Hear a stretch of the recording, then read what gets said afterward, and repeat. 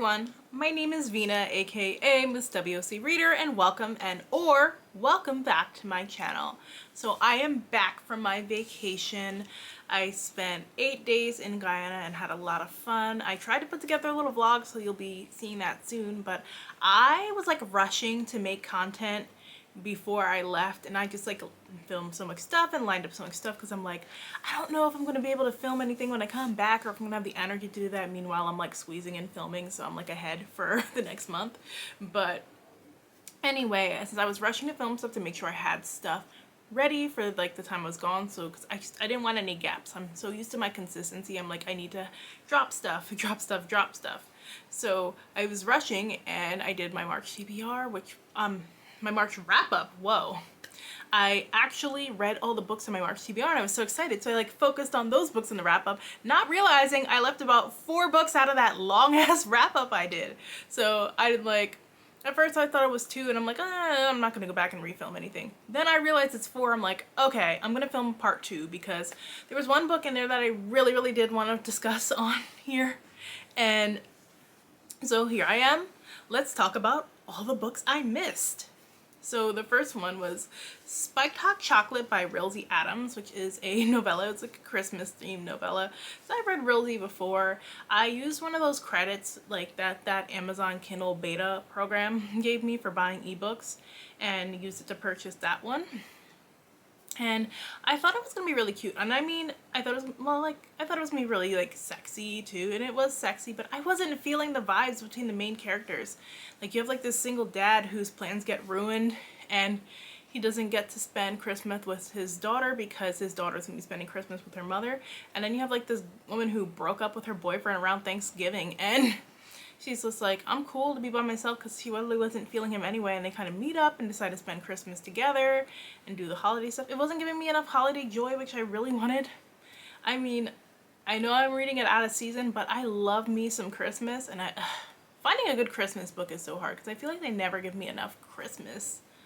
And I mean, there was plenty of spiced hot chocolate. It did make me kind of crave a spiced hot chocolate, but I don't know, I wasn't feeling the chemistry between the couple. It did have some of like Rilsey's signatures, like a good like you know those like vibrator things that are like app operated. So it had one of those scenes, which was one in one of her previous books. And overall, this one was just okay. It wasn't my fave from her. Ooh, so I did something different. I read a white fantasy, which, how many times are you gonna see me read a white fantasy? It is a rarity. So I read A Door in the Dark by Scott Rankin, I think his name is. And I was so excited for this at first. Like, I was really vibing with it. I'm like, oh, this is so funny. This is so interesting. It's a magic school fantasy. Like, I was really feeling the main character at first. Then all of a sudden we switch from the magic school to like, like a spell goes awry and they end up in this forest like fighting for their lives and like children are dying and stuff. And then that's where it kind of lost my interest. Like, at first I was like really invested, and then by the end I'm like, I was listening to it, which I also rarely do with fantasy. I don't like to listen to fantasy a lot, but I was listening to it, and I started like getting bored and distracted, and it was whatever for the majority of the book until the end where it started getting like interesting again. But I was like so upset because I was telling people, I'm like, oh my gosh, this feels so fresh and different, and it feels like it's for the teens and this and that, and it does feel like it's for the teens. I do give it that, but like, I got bored. Ooh, then I read Fudgesicle, which, let me make sure I get the names right, because it's by this, like, Caribbean team.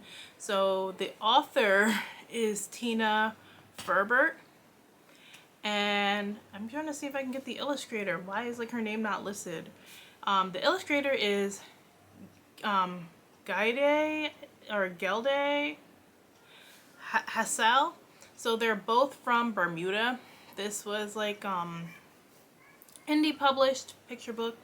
Fudgesicle was really sweet. I know a lot of people don't like when we compare black skin tones to like things like chocolate or cocoa or caramel and stuff, but I don't mind it.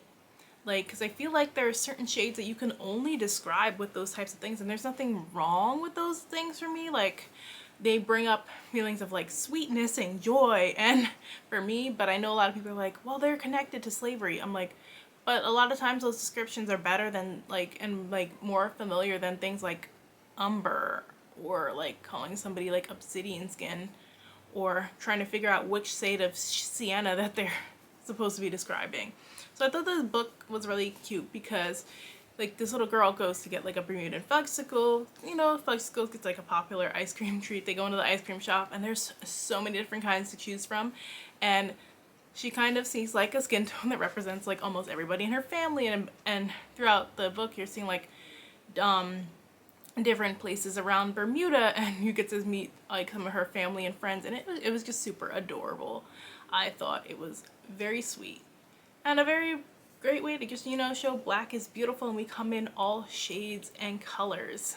And then I read Ballet with Heart. This was one of the last books that I read during the month of March, and it's by Emily Joof, illustrated by Sawyer Cloud. And this one was cute because it's also an indie published children's book. Like, let me just say, black authors who are doing indie children's like or picture books are just killing it.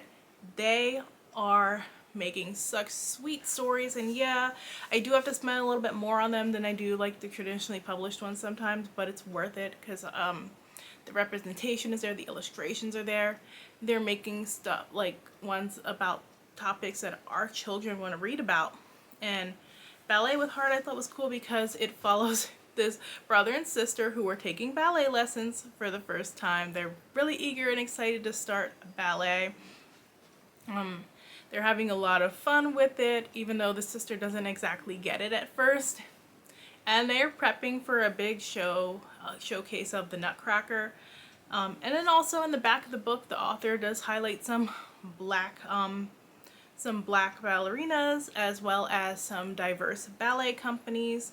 So this one is just one of those necessary picture books that we need to see. Like, sometimes like I feel like trad pushes important books way too much on our children, and sometimes it's like, no, we just want to have something fun that we can see ourselves in for them, and they deserve it. And I can't wait to pass this one on to my niece and add that to her collection for her her brown girl bookshelf that she's doing with like all her little black picture books and like little other brown girl picture books that I've been giving her. And I think she's a little bit interested in ballet, so it could be something that helps sway her a little bit more towards that side. So that's all I really wanted to talk about today. I just wanted to highlight those books that I missed.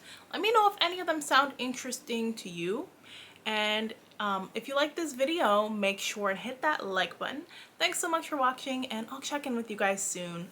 Bye!